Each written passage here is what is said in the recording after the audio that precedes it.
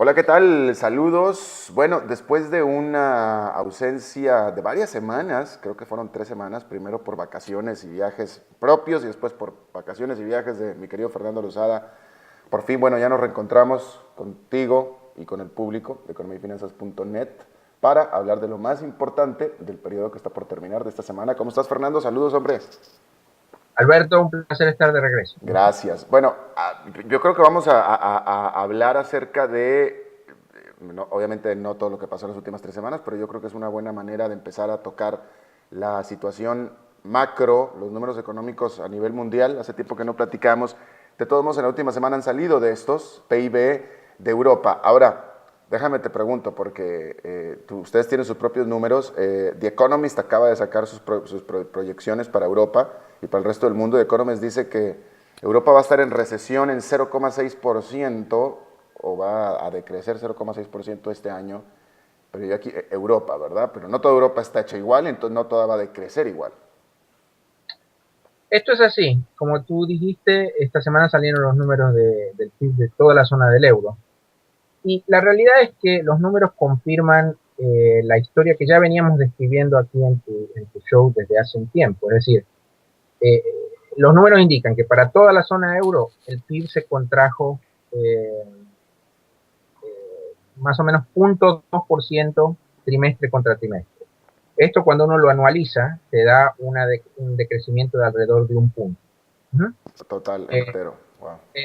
lo que equivale, lo que esto quiere decir es que Europa está todavía sufriendo una recesión que yo todavía llamaría como relativamente suave, pero lo más importante es que hay variaciones intrarregionales que son muy Exacto, importantes. exacto. No a todo el mundo le está yendo igual. En un extremo tienes Alemania, donde sí hubo crecimiento. El crecimiento de Alemania fue más o menos 1% anualizado, positivo. Claro. Por otro lado tienes a Francia, donde las cosas están estancadas. El crecimiento fue cero. Mm, Y tienes en el otro extremo a los países donde los problemas son más serios, donde obviamente el extremo es el de Grecia, donde la contracción a tasa anualizada fue de casi 6%. Portugal, por ejemplo, está en un caso intermedio, se contrae al 3%, Italia 2%, España al 1%. Yo te diría, la pregunta es, esto más o menos ya lo sabíamos. La pregunta es, a partir de aquí, ¿nos movemos hacia arriba o hacia abajo? ¿O mm. seguimos en una trayectoria más o menos igual? La verdad es que la posibilidad de una recuperación durante el segundo semestre del año se ve cada vez más difícil.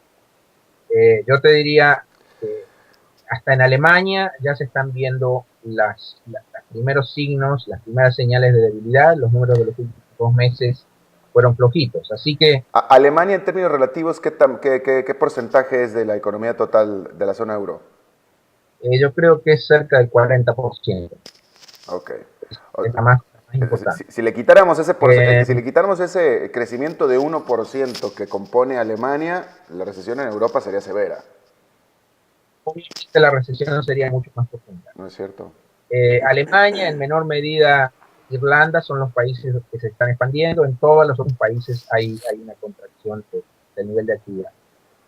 Ahora bien, como te decía, eh, en el resto, además de en Alemania, en el resto de los países no, la situación no está mejorando. Así que, si bien no parece que el ritmo de caída a nivel de la zona euro se esté acelerando, tampoco se está revirtiendo la tendencia. Así que seguramente este año va a ser un año perdido de contracción del producto tanto en el primer semestre como en el segundo semestre. Así que yo creo que los números del Economist están bastante bien orientados. Vamos a tener una recesión en toda la zona del euro. ¿Ustedes están estimando también 0,6% para este año? El número que tenemos yo creo que es un poquito menor a ese, pero las diferencias son mínimas. Y Tenemos más o menos medio punto de caída. Déjame, Alberto, sí, déjame, lo que hay que enfatizar aquí, y esta es una pregunta y es algo que discutimos con nuestros clientes todo el tiempo, es lo importante aquí para entender lo que está ocurriendo es que hay que tratar de, hasta cierto punto, humanizar estos números, porque cuando hay una recesión, no es simplemente que uno diga, uy, bueno, se produce menos, que lástima.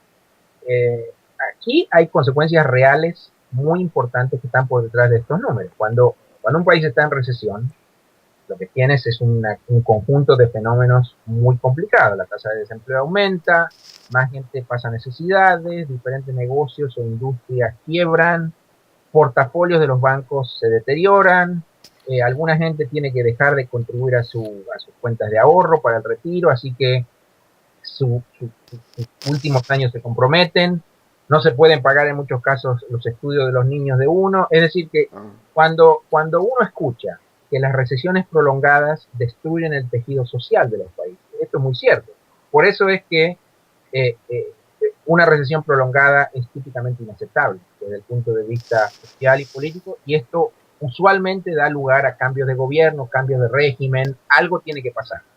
Así que esto es con lo que estamos jugando en este momento. Tal como ya te lo habíamos comentado aquí en el pasado, nosotros tenemos una visión constructiva acerca de...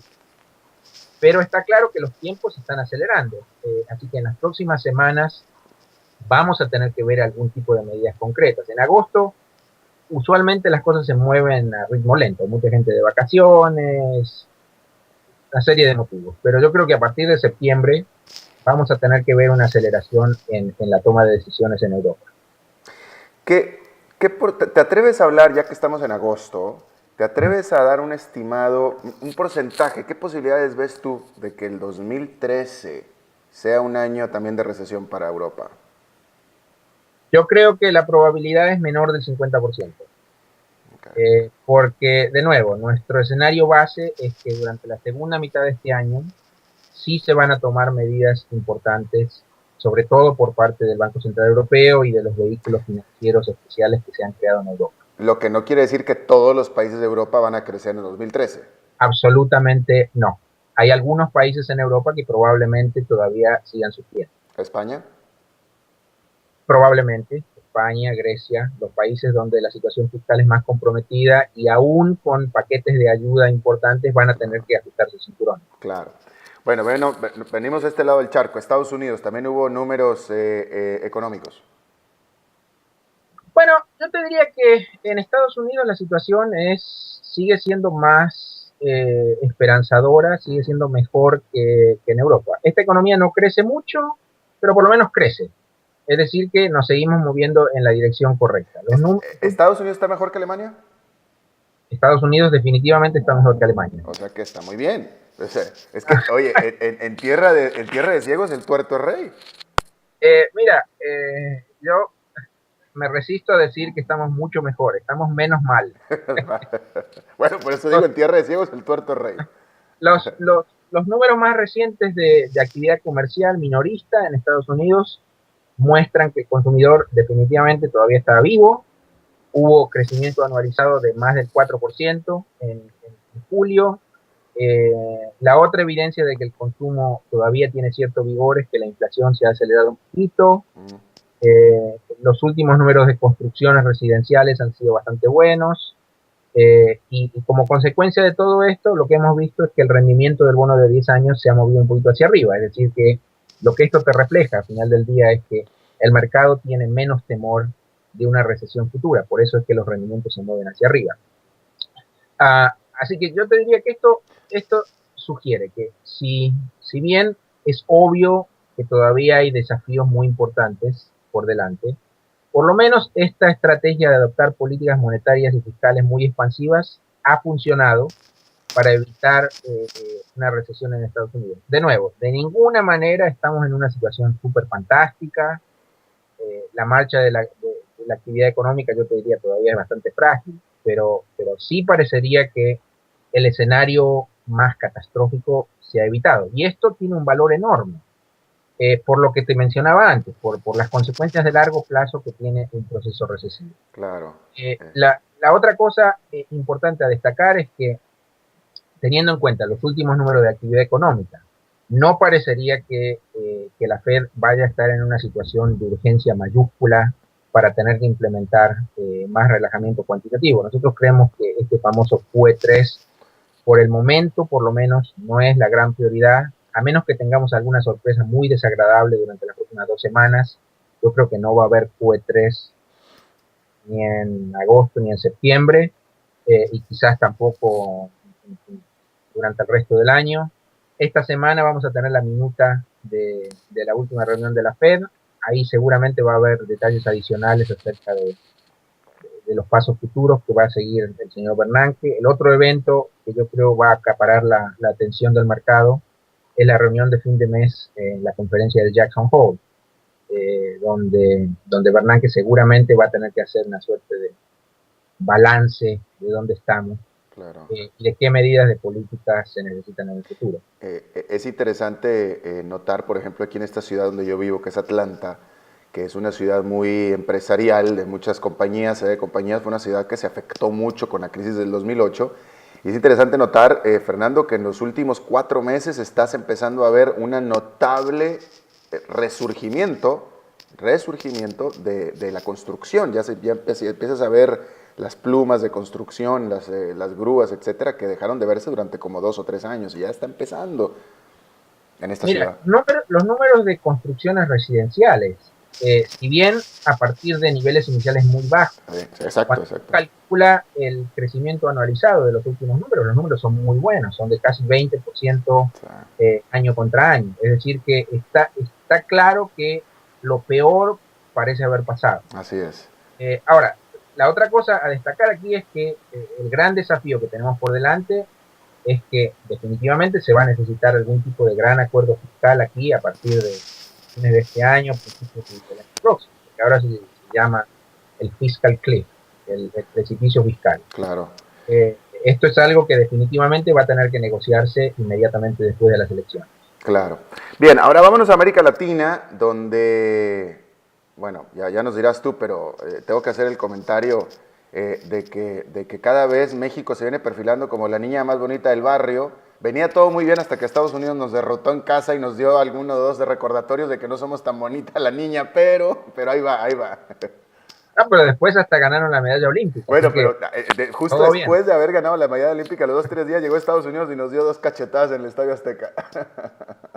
Mira, en la región hemos visto en los últimos días algunas señales preliminares de desaceleración gradual en algunas economías de la región. En general, las tasas de crecimiento del PIB del segundo trimestre han sido un poquito más bajas que las del primer trimestre. Y esto obviamente refleja los problemas de Europa, cierta debilidad en la demanda de importaciones por parte de Estados Unidos, alguna caída de precios de productos exportables, etc.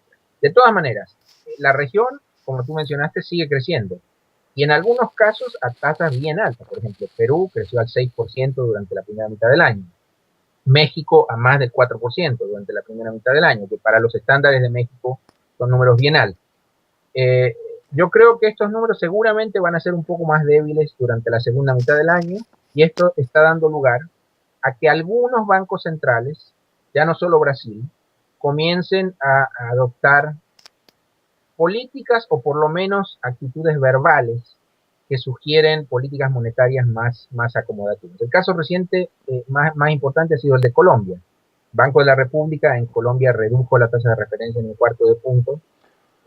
Y lo más importante es que también indicó de manera muy clara que esto no era un hecho aislado, que esto era el comienzo de un ciclo de cortes de tasas.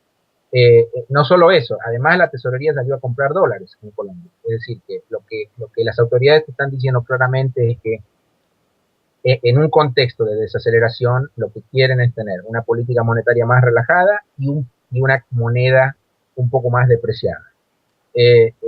Otros bancos centrales no han reaccionado de forma tan vehemente como Colombia, porque, por ejemplo, el caso de México tiene que la inflación está temporariamente un poquito alta, pero en general nosotros vemos un sesgo a la baja de tasas de interés en la gran mayoría de los países. Es decir, que el movimiento más probable de política monetaria, aún en aquellos países que todavía no movieron, es una baja más que un alza en las cosas.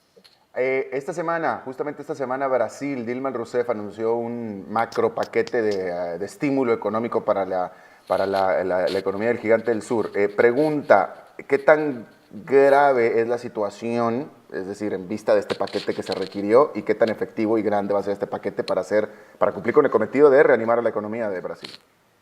Bueno, desde el punto de vista de política monetaria, las acciones en Brasil han sido muy drásticas. como la tasa Selic ha sido reducida de manera constante. En todas las reuniones cortan algo. Sí.